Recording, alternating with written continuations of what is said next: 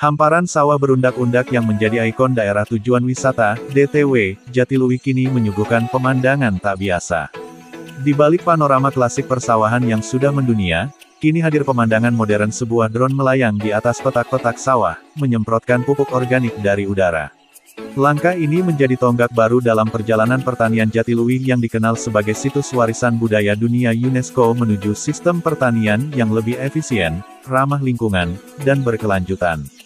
Penggunaan drone ini bukan hanya soal efisiensi, tetapi juga menjadi simbol transformasi dari pola pertanian konvensional menuju pemanfaatan teknologi cerdas. Menurut manajer DTW Jatiluwih John Ketutpurna, penggunaan drone untuk penyemprotan pupuk organik adalah hasil kolaborasi antara pengelola kawasan dan kelompok tani lokal, dengan dukungan dari Bank Indonesia. Bahwa kita dapat bantuan drone dari Bank Indonesia, yang mana sebenarnya sejak saya join di Jatiluwih, saya canangkan bagaimana Jatiluwih ini menjadi pertanian organik. Syarat utama pertanian organik itu adalah penyemprotan. Nah, sebenarnya itulah yang menjadi sumber masalah di petani. Karena kalau kita ngomongin organik, penyemprotan seharusnya minimum kita lakukan sebulan sekali. Atau kalau bisa 2 kali dalam sebulan. Nah, kalau kita hitung-hitung nilai ekonomisnya Pak, sebenarnya dengan nyemprot sebulan sekali aja petani sudah rugi Pak. Makanya bersyukur sekali Bank Indonesia memberikan kita bantuan drone. Nah, itulah yang kita gunakan untuk membantu petani. Tidak perlu menyemprot lagi, kita pakai pupuk gratis, kita pakai penyemprotan gratis untuk petani yang mau. Tapi bahkan saat ini memang saya lihat sih hampir 80% petaninya mau untuk kita semprot padinya Pak. Ada berapa unit Pak drone-nya? Saat ini masih 1 Pak. Saya masih ngomong dengan Bank Indonesia, mudah-mudahan kita dikasih 2 tuh. Artinya itu untuk menjangkau semua ya Pak ya? Iya, untuk menjangkau semua di Jatiluwih. Sama sekali tidak memakai bahan kimia lagi. So far, biasanya kalau pertama kali kita pakai organik itu hasilnya kan turun. Ini meningkat dikit sekali katanya Pak. Mungkin less than 5% ya, tapi ada peningkatan. Itu berapa?